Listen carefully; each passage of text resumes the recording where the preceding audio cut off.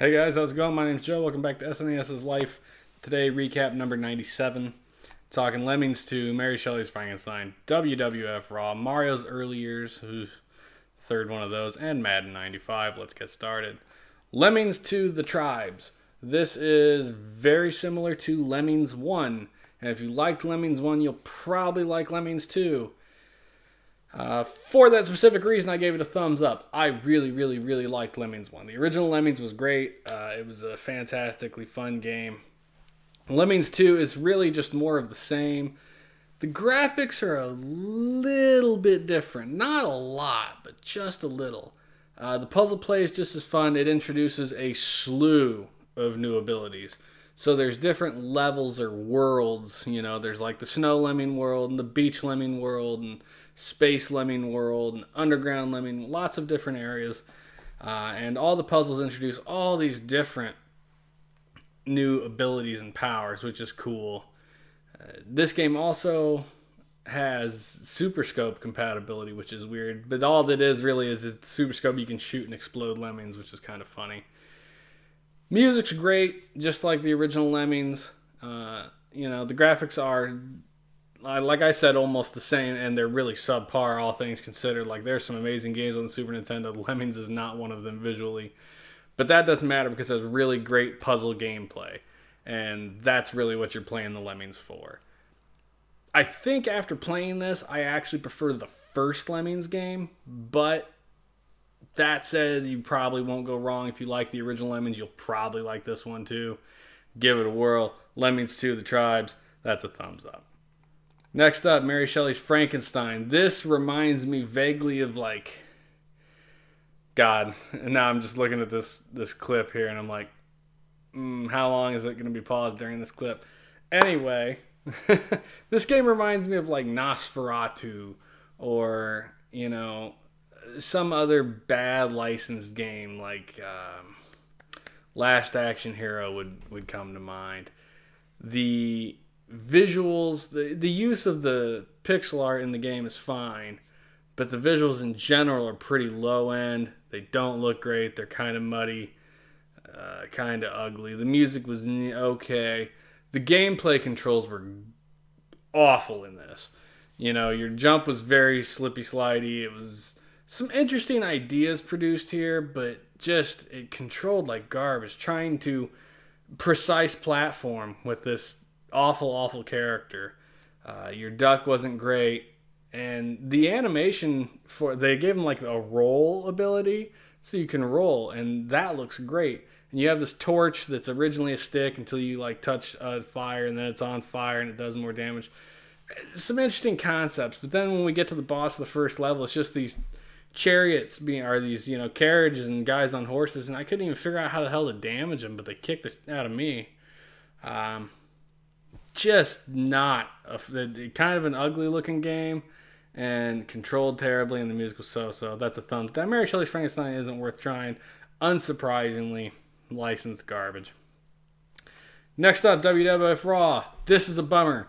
So WWF Superstars was the first wrestling game I played, and specifically WWF because I played a couple other ones, and it was bad. WWF, I think Royal Rumble was the second one, and that game was fantastic. And WWF Raw uses the WWF Royal Rumble engine, but the difficulty seemed really cranked up on solo play. So when I played Rumble, it did seem fairly easy, but it made it enjoyable. The game, you went in without too much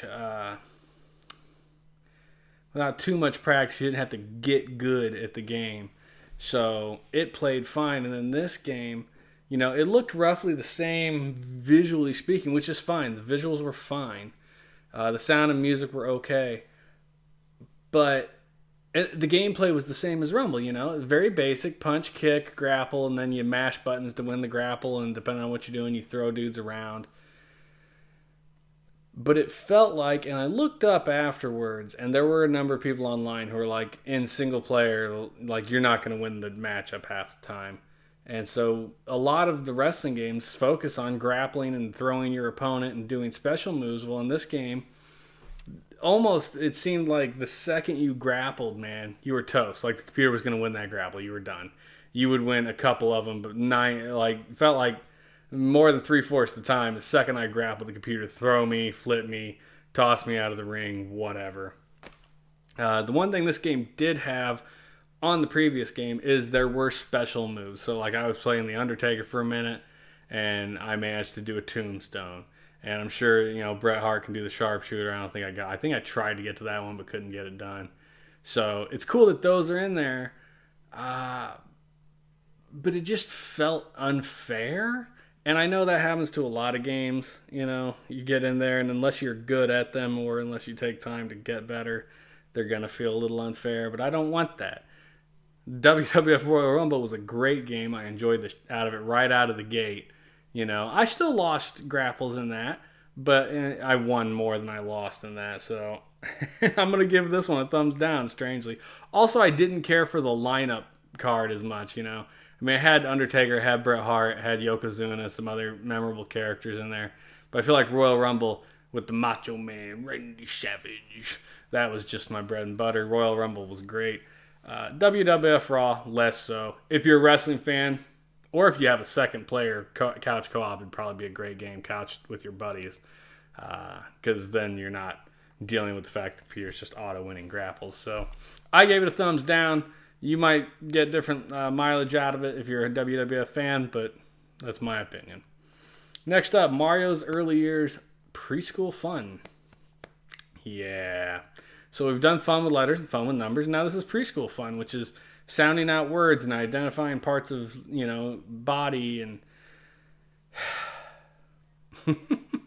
it's still using some Super Mario World assets like Yoshi and Mario and everybody.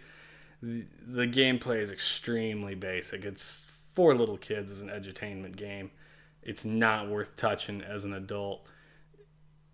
I mean, you go play it if you want to. One thing I will say is I noticed in this one, when you succeed at things, it says like, "Oh, good job," or "Yeah," and it sounded like me. It sounded like Lou Albano from the Super Mario Brothers Super Show, and I should have looked it up to see if it was him afterwards, but I was so done with it at the end of that night, I was like, forget about it. But it sounds like Lou Albano, and I wouldn't be surprised if it wasn't. I would be surprised if it was, because seems like why would they pay him to do that? But he was doing the voices for Mario on the show, so who knows? Definitely a thumbs down. I don't have to say much about this. You can look at it. It's a preschooler's thing. Don't play it. Final, Madden 1995. I don't know, man. I'm not a sports guy, and it seems like the Madden games, I mean, they're yearly releases, and they look just a little bit different each time. They might tweak just a smidge, but otherwise they all play the same. It's a vertical football, which I don't like vertical football. It doesn't give you that feeling of distance. The ball barely moves, and they're like, oh, it went 20 yards, and you're like, it sure didn't look like it was 20 yards, whereas the horizontal feels a lot better. Plenty of plays in this one. It took me a while to figure out the passing system. I couldn't get that right at first, but I did eventually get there. What this game added really to me was each team had their own key defensive special, preferred plays that they were going to be good at or better at, or maybe had access to that other teams did, and that was kind of neat.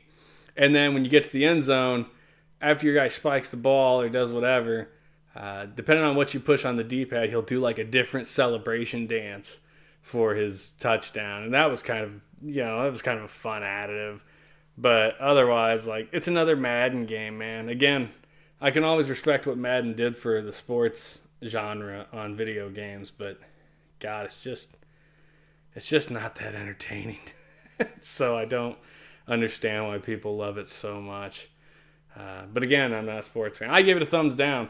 I'm probably never going to give Madden a thumbs up. And I've given football games and sports games thumbs ups before, but just Madden's never cut it for me. So that's thumbs down on that one. But that's our 97th recap done and dusted. Man, we're moving into 98.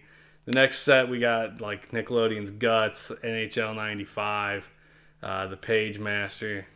I don't know how a lot of that's going to be, but we'll see.